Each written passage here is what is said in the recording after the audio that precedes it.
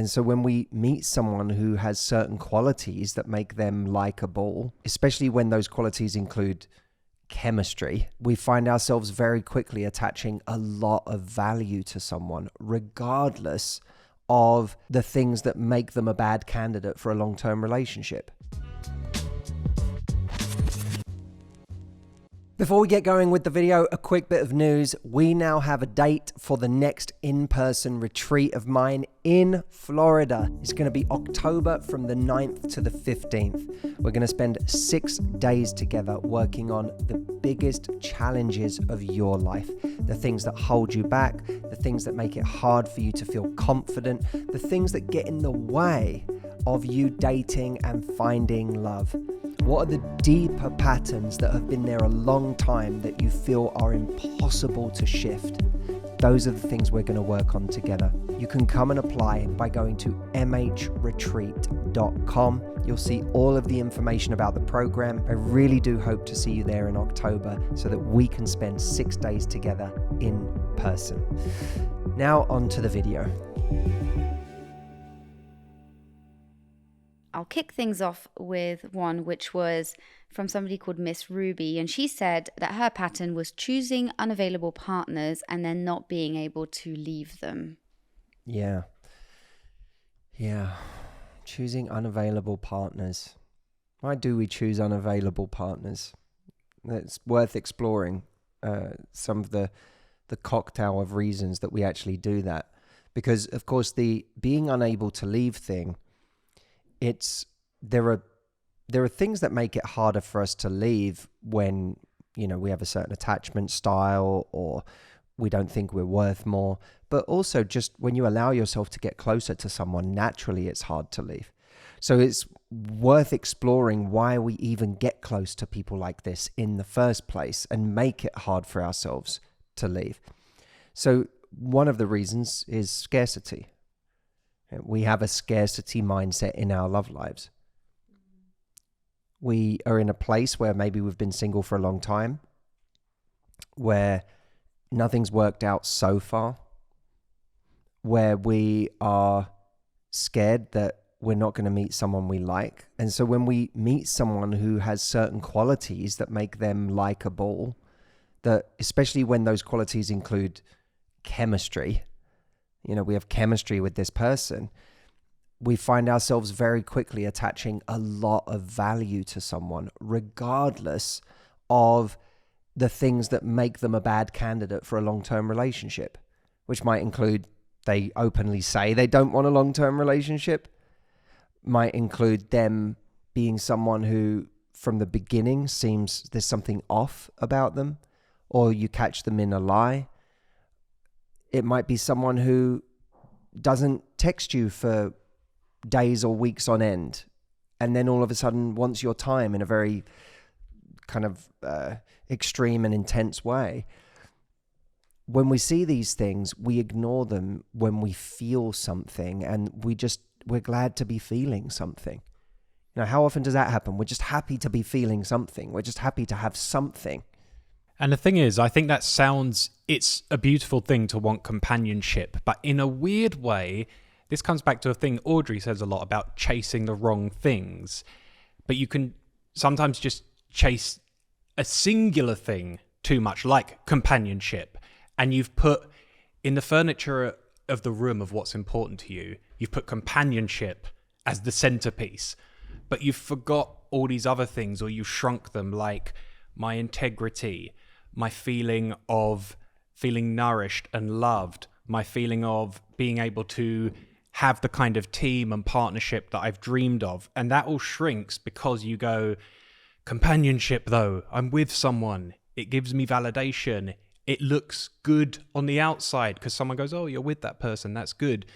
And I think it's like you've misallocated. You've got one thing that's taking up too much space, which is just, oh, I'm with someone, I don't feel lonely anymore.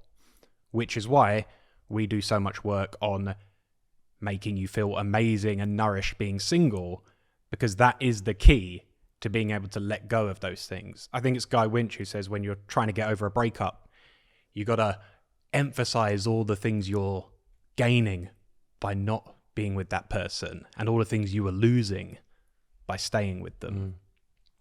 Well, this person, I think both of these things come from just fear to me, where, choosing someone, an unavailable partner, it's like that's a way to just never really fully feel like you need to put yourself out there. It's like, well, they're not really available anyways, so it's not me if I get rejected. And the same thing with leaving. Well, it's like you're putting yourself in limbo there. Someone's kind of unavailable. I'm going to kind of stay. I'm going to kind of not go. And I'm just not going to be truly vulnerable with this person in front of me. Or I'm not going to be truly vulnerable, not with the person, but just with love life in general. I've got a question. When people say emotionally unavailable, do they just mean someone who won't commit, or is there something else people are referring to? I think they mean someone who won't commit. I think it's not being ready and not able to give what is required in order to be in a relationship. It's when for all this stuff, I think what's really interesting is that it's, I think we're forgetting one big crucial piece, which is self-esteem and the sort of economics of someone not wanting to be with you and what that makes you feel in terms of your worth versus their worth. And it's something we've talked about a million times before, but I think that's a huge part of why we kind of end up chasing people who don't want us, because by default of them not wanting us, their stock rises, their value rises, and we just end up it reaffirms the fact that if we're not able to get that person, then we're not worthy. And people who kind of turn around to meet us and actually want to be with us, we almost go, well, if you want to be with me, there must be sort of like, your value must not be as high as I think it is, because I don't think that I'm worthy of love.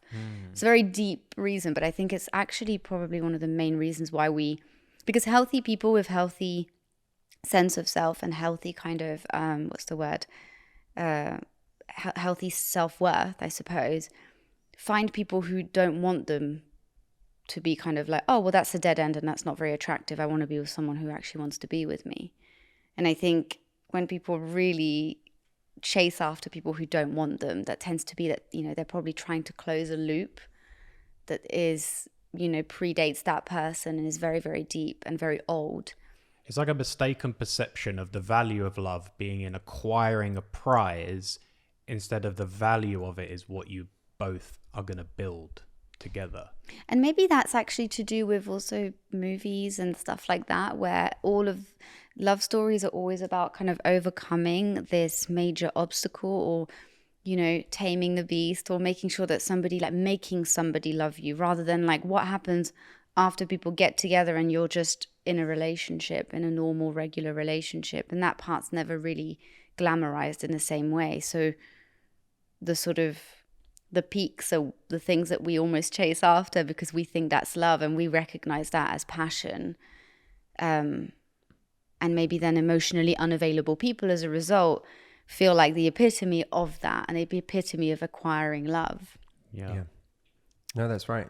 There's an intensity to chasing someone that feels unavailable, and then the feeling you get when they give you a little bit of attention. It feels like a rush. It's exciting, it's euphoric, it's this huge release. It's not a normal feeling that you have in a stable relationship. So if you live your life chasing that feeling, you're going to have to keep going and getting those highs in people like that, where it's push-pull all the time.